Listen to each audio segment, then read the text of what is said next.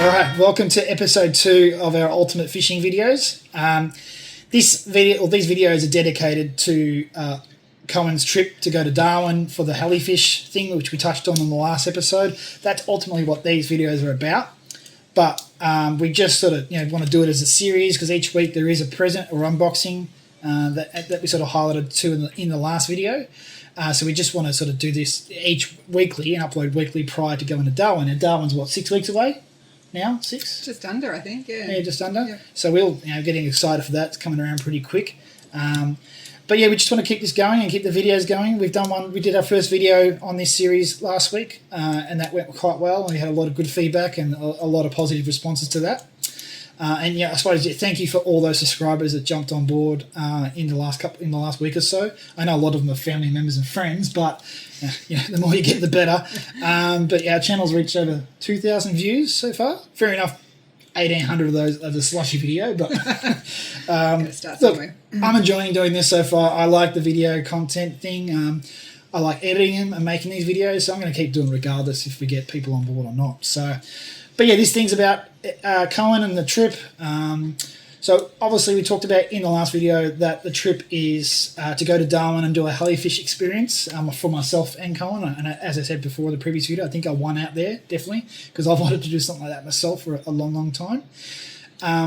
And then obviously we'll spend a few extra days in Darwin. We'll capture that whole experience. I'll film it all, photo it all, everything we do up there. I think we're going to try and do like Lynchfield National Park or something like that. Yep. Yeah. Yep. So we're looking forward to that. Look, Helifish. Some people have asked what it is. They don't know what it is. So I might even drop in a link in this channel or in this video somehow. I don't even know how to do that, but I'll work out a way. And I might even drop in a little highlight clip from their own YouTube channel to see if you're allowed to do that. But I might drop in a clip just so people can see and sort of get an understanding of why we're so excited and what the whole thing is.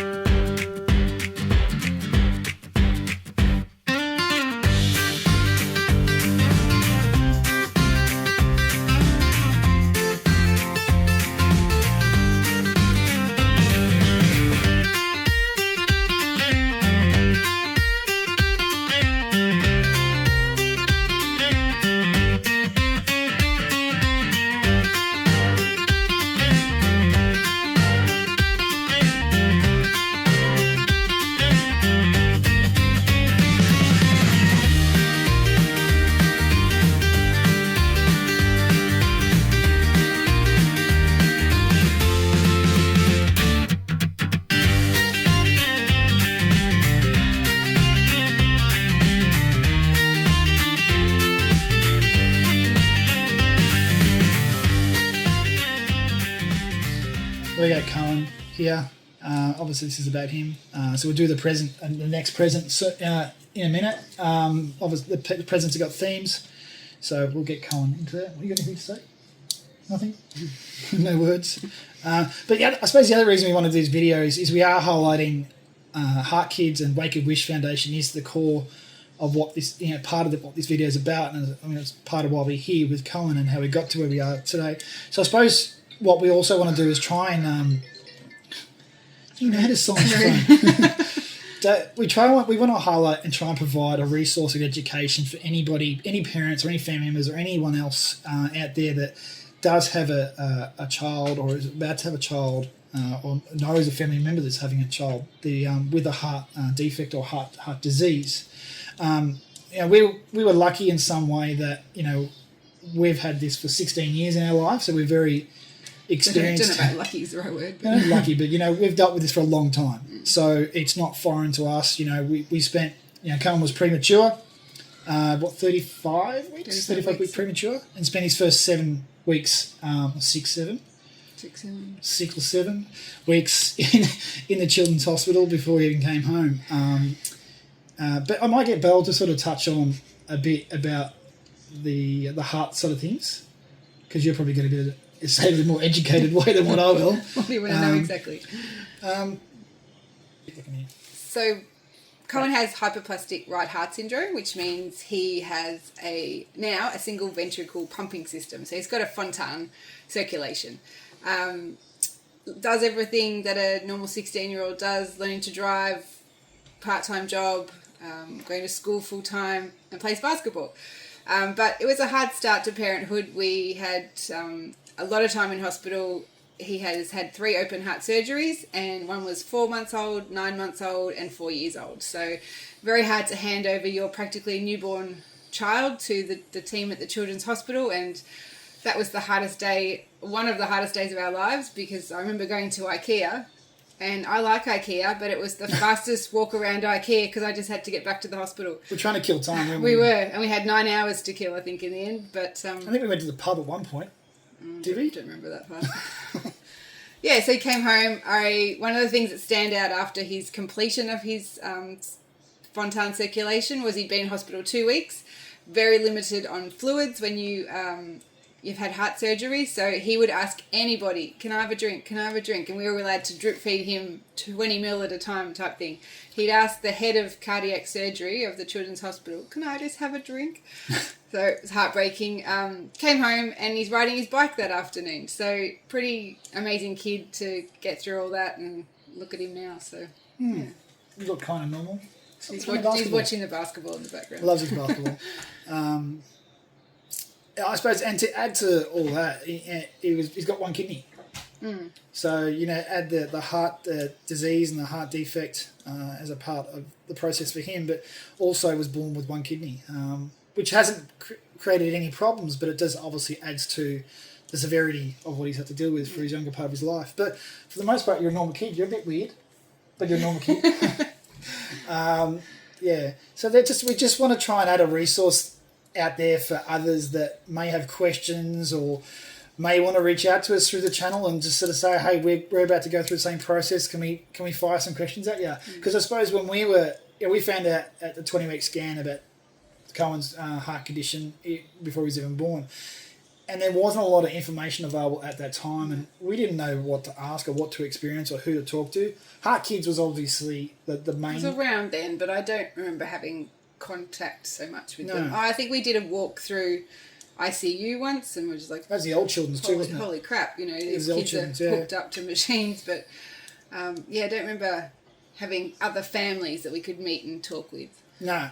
And then I suppose that's a gap that we missed out on, and it wasn't until probably closer to his Fontan procedure that HeartKids was a lot more developed and a lot more prominent and as a resource. And you attended a few conferences as they did on the Fontan thing. Yep.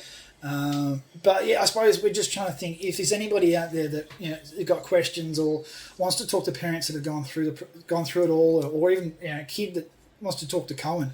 And just chat, and because they're all on the social snaps. I've always wanted to say this. Just drop us a message in the comments. Yeah, well, like and subscribe. That's your that's what I got to work out how to do that properly. But no, if anyone wants to chat to Cohen or me as a dad, or Belinda as a mum, or because it is a big thing, and it is overwhelming at some point.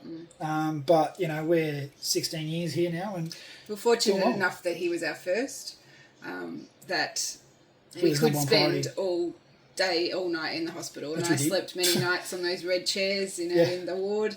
I watched parents have to share and split, with family and friends, and come in because they had other children to care for, whereas he was our main focus. So we were lucky, I suppose, in that way.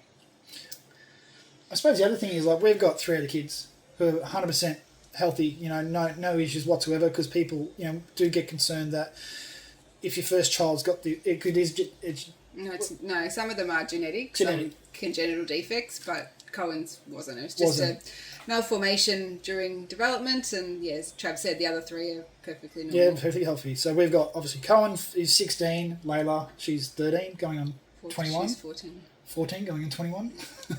Zave, who's 11, and Ivy, who's 7. They're just normal kids, and Cohen's, I think he's, 95% normal? We're all a bit strange. We're all a bit strange. I'm definitely strange, that's for sure.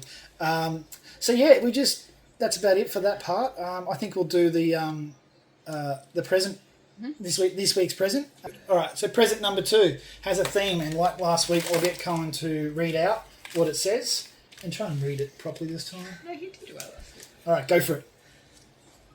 A log for stories, proof and pride, with space for photos kept inside. One day a tuna, long and wide, could mirror Dad's shot side by side. Every great cat starts with a plan. Tuna or Spanish mackerel, which knot would you use, and will you write down a plan? All right, cool.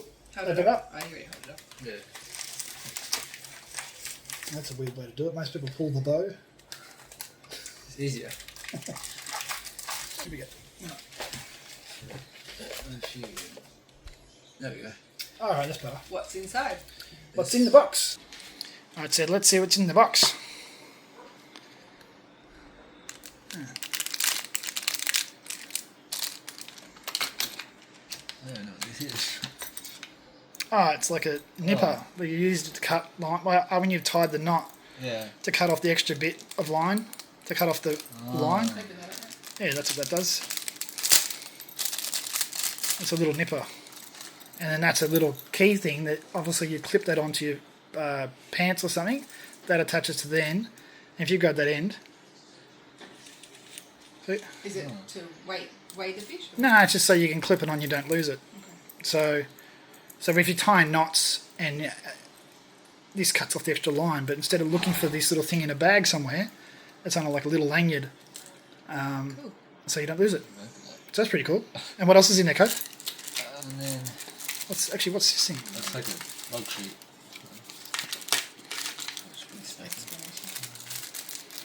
Oh, it's just a... Oh, it's giving me a couple of knot suggestions to use. Yeah. Let's open things up. Okay. What's this one? And then we've got a book.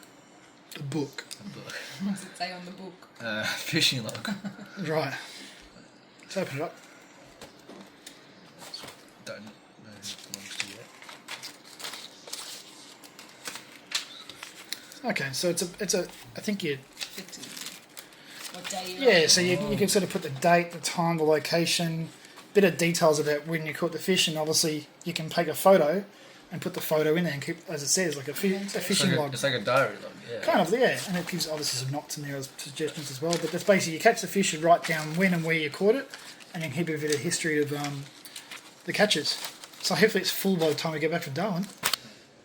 All right, so that's pretty much it for episode 2. I did say it was going to be a short and sharp one.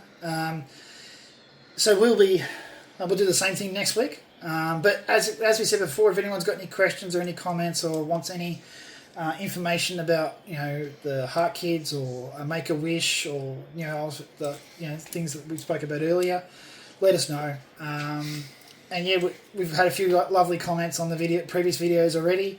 So yeah, keep them coming because we appreciate it. As I said, I'm going to do this whether people like it or not.